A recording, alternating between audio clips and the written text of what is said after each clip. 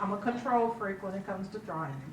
I like to be the one to decide when we stop, and I like to stop a lot, and that kind of thing. So I guess that would be one of my goals on my bucket list would be to find relaxation that is truly non-traumatized, and that I'm still in control, but I can choose to be. So I'm going to have to take little baby steps. To me, today is relaxing. This is relaxing.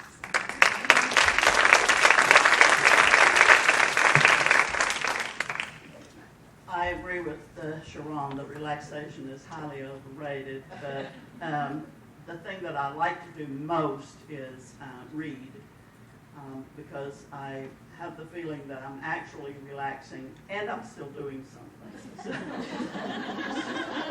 So I like that. I also love music, and I feel that it sort of smooths out the jagged edges of me.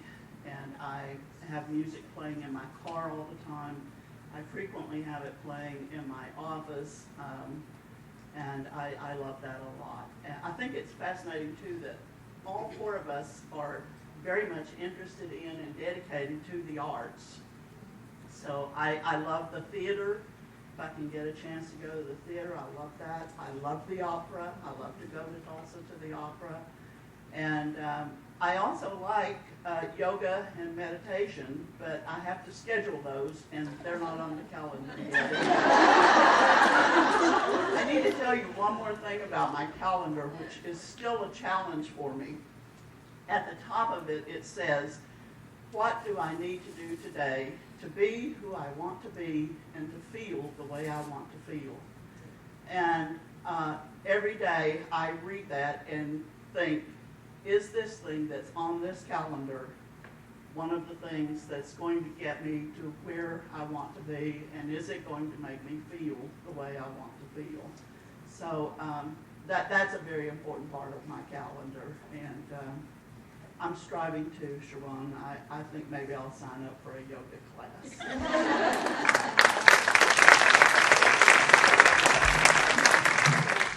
When I was in full bloom in this career, when I was very active,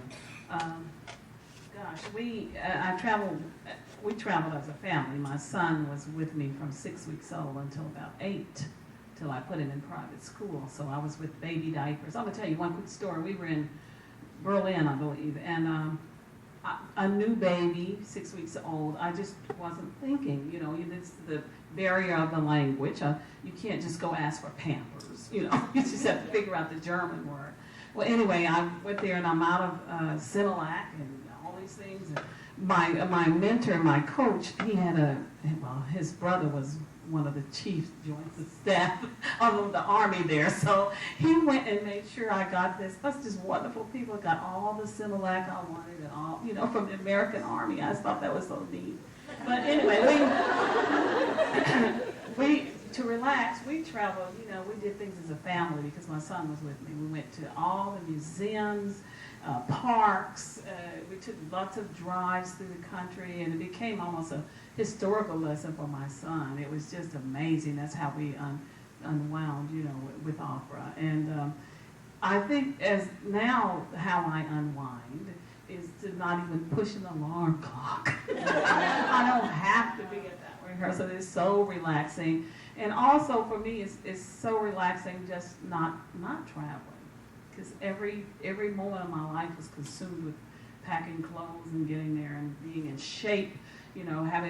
Speaking of yoga and things, I do that because you have to be so strong in opera. You're standing there, I say 8 hours a day rehearsing. Strong legs, strong lungs, so I always incorporated some form of exercise, walking or yoga or something like that to get me through it. But nowadays, it'll put me in a tizzy if I have to just come here for one night. Because I go in and, burn. I'm burned out.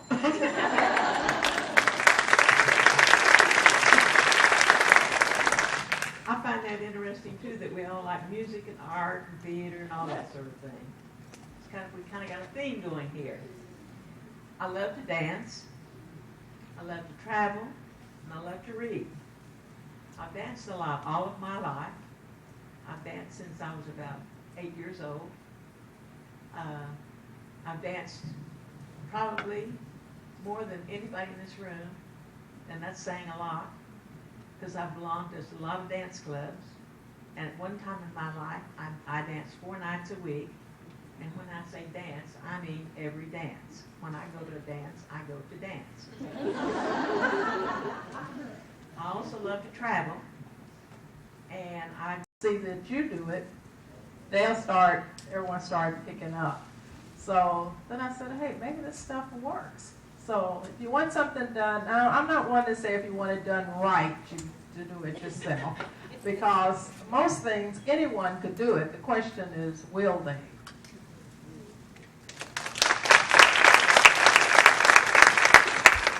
Well, it's phrased differently, but it may mean very much the same thing. It's a George Bernard Shaw quote. Hell is to drift, heaven is to steer. I like being in control. But my favorite, really the most inspiring thing that I think about is a Cherokee story about a grandfather and a grandson who are talking, and the grandson asks the grandfather about the conflicting forces within, how you feel that you should do one thing, but you really want to do something else. And the grandfather talks to him, and they finally decide that those feelings are the struggle between good and evil. And the grandfather tells him that there are 2 wolves inside each of us, and one of them is the evil wolf, and one is the good wolf, and represents all the good things in life.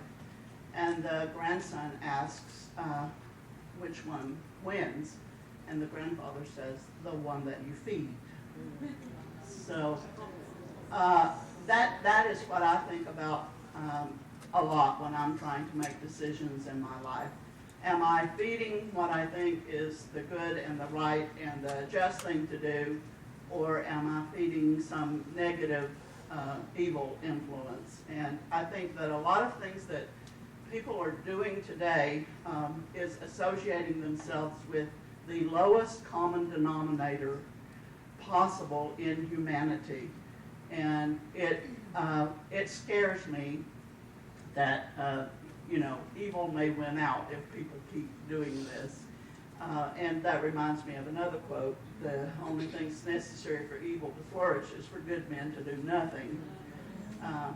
But I think about that is my inspiration, that I will try to choose the positive every day. And I think that's also an important part too, is to think about the word choice. It's one of my favorite words. I think we all make choices every day that we're not even aware that we make. But you need to be cognizant of the choices that you're making, whether it's how you raise your family. That's one of the big issues for women in lots of ways, but some of us, we've talked about how women don't support women sometimes. Women who make a choice to stay home and take care of children have made that choice. It's a valid choice. Women that make the choice to try to combine the two have made a valid choice.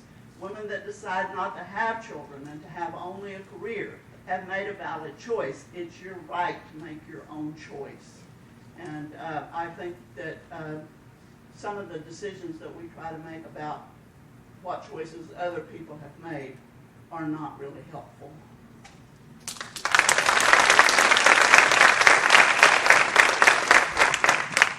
I think one of my favorite phrases is, to whom much is given, much is required. And I just appreciate you all, you women, being here today. It says a lot about you as a person, to want to learn and to learn from people that have gone before you. And I thank you for inviting me today. I'm just so proud of Oklahoma for having these kind of conferences, and I wish you all the best.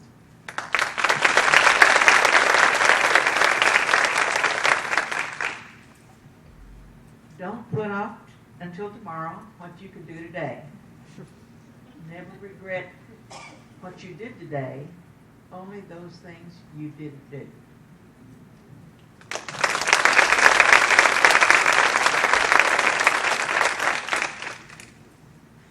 5 minutes that I would like to open up for questions, and you may direct your question to any of the legends. Is there a question in the audience that you'd like to ask? Yes, ma'am. To any of you, what do you do when someone you work with purposely puts a lot of negativity on you? And I have had this happen a lot of times, whether it be another man or they're constantly trying to bring you down. And it never seems to end. Okay, what do you do? The question was, what do you do when someone purposely puts negativity in your life? Can you fire them? Well, I dealt with a situation like that, and I alluded to probably that one earlier, where a person purposely says negative things about you, to you, and what have you. I found that really, if you just turn around, don't respond. Do not respond. That's my first recommendation. Do not respond. Be you. So put the best you out there. I would take that same person that just said a whole bunch of very negative, down things, and I'd say something nice about them and compliment. It runs them crazy. I think that's exactly right. You cannot respond negatively. If you do, you're feeding the evil wolf. So you need to feed the good wolf. And there is always something good in every bad situation. You may have to look like heck to find it, but there is something good in there. There's also, if somebody is criticizing you, defending yourself is not really the best way to go about it, because that's also a negative energy. The only way to defend against it is by doing the best thing that you can do that shows that the person has formed the wrong opinion of you.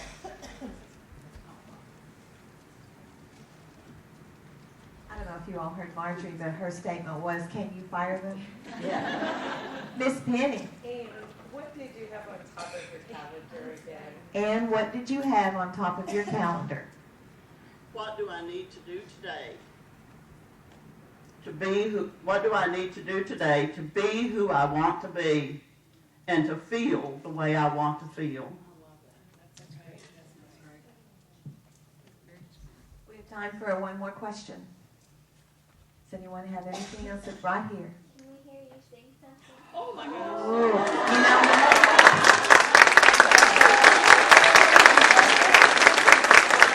I told her earlier, I said, I just wish we could hear you sing. And she said, I'm so glad I don't have to. Oh my God. You know, she was just saying, oh, she's not warmed up. You don't have to travel anywhere. I don't have to travel. Wait, I have the answer to that. They can come to the Oklahoma Music Hall of Fame, and we have a wonderful clip of you singing. Penny's answer was visit the Oklahoma Music Hall of Fame, where you can see the induction of Miss Leona Mitchell. And I want to tell you that I was privileged to be at her rehearsal that night. And I was so anxious to get to hear her sing, and we hadn't even gotten all the sound system up yet. And she walked up on stage in the Civic Center, and I'm at the very back, mind you, where we're working and getting ready for the induction ceremony. And I stepped at the very back, and she began singing. And I'm getting chills thinking about it. No mic, and she filled that room with her beautiful voice. And it was an amazing moment in my life that I will never forget. So it was just, I well. want to sing one line. Woo!